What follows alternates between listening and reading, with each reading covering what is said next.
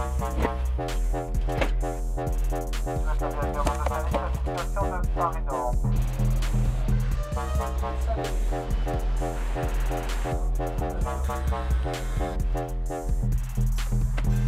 n'est pas venu les mains vides.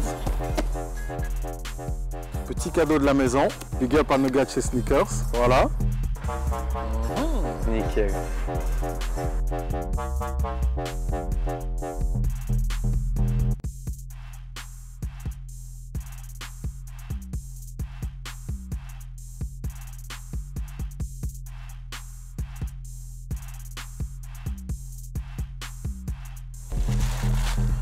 Ça te plaît un peu là? Ouais, nickel.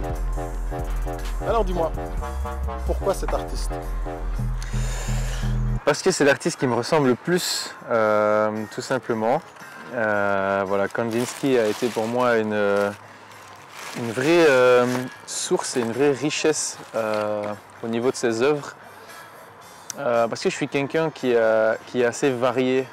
J'aime un peu tout, que ce soit au niveau musical, au niveau culture, actualité, etc. Et l'art abstrait me correspond assez bien, puisque dans l'abstrait, il y a toujours une part de mystère.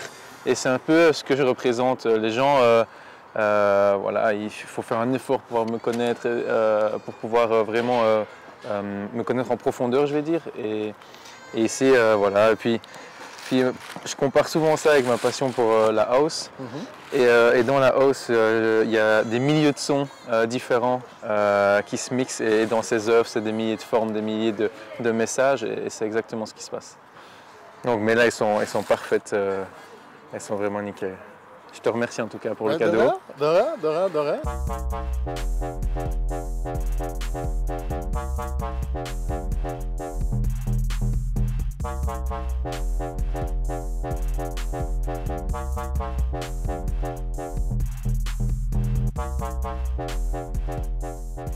On connaît les différents objectifs fixés, les attentes. Toi, personnellement, quels sont tes objectifs? Mes objectifs, c'est de jouer le plus de matchs possible, être régulier et pouvoir jouer une saison sans être blessé. Bon, voilà, c'est pas toujours quelque chose qu'on peut contrôler, bien sûr, mais faire de mon mieux pour me soigner, être professionnel. Et puis, comme l'année passée, encore essayer de monter d'un palier et de surprendre positivement. Parle-nous un petit peu de cette drogue qu'est la victoire. Parce que vous avez déjà gagné un premier titre de la saison. Depuis que tu es là, l'un dans l'autre, bon, il y a quand même des titres qui tombent aussi, quoi. Et là, on a 4 quand même. Hein. C'est énorme. Il manque que le titre de champion de France. Mais bon, l'envie de la victoire ici, c'est devenu un devoir. C'est plus seulement le plaisir de gagner, c'est une obligation. Et c'est là qu'est toute la différence. Je pense que le fait de jouer au PSG, quand tu as l'habitude de tout gagner, ça n'a plus vraiment la même saveur. Je veux dire, c'est pas comme Leicester gagne la première ligue, c'est leur premier titre, tu comprends, là c'est une folie et ils ne l'oublieront jamais. Ici, pendant 5 ans, pendant 4 ans, ils ont été champions de France, Coupe de France, Coupe de la Ligue, Trophée des champions, ils ont tout fait et c'est devenu normal. Et je pense que c'est ça, que c'est un peu le piège, l'habitude de tout gagner et puis d'un coup, quand tu n'as plus rien, c'est une catastrophe, quoi, tu vois. Je dois bien dire que l'arrivée de Neymar et l'investissement fait par le club a apporté un souffle, vraiment un flot positif chez tout le monde, chez les joueurs, dans le staff, dans la direction, et puis même à plus grande échelle, dans le championnat de France en général.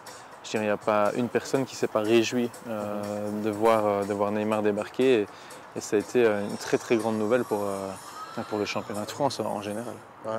Justement, tu dis, ok, tout le monde est au courant. Ça fait quoi maintenant? Tu es là, tu marches dans les rues de Paris, tu te fais accoster. Comment est-ce que toi, tu gères un petit peu, bon, comment est-ce que tu gères ça, finalement? Je veux dire, je me rappelle un Hoops Factory, des comédiens que tu as vus la veille te reconnaissent. Check zone 5, Tavo! T'inquiète. Ils ont les yeux qui pétillent quand ils te voient. Tout le monde connaît Paris aussi ici, hein, donc tout le monde est fan de Paris. Mais moi, je me vois encore comme un joueur du PSG. Okay. Je veux dire, niveau popularité, je peux aller manger tranquille et ça, je vais peut-être faire 1 ou 2 photos, mais ça resterait correct.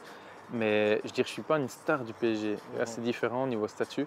Je dirais, dans l'équipe, il y a des joueurs qui, façon de parler, ils ne peuvent plus sortir de chez eux. Ouais. En plus, maintenant, par exemple, un gars comme Neymar, c'est foutu.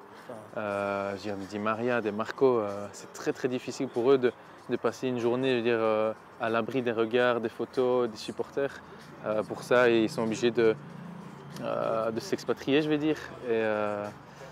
Et moi, je ne suis pas encore dans une situation comme ça et je ne pense pas que ça arrivera un jour parce que dans mon statut, le fait d'être belge, d'être défenseur, c'est pas aussi excitant que d'avoir 20 ans, être une superstar, être italien ou brésilien, tu vois. Donc voilà, ici, non, j'ai encore une vie plus que correcte. Okay.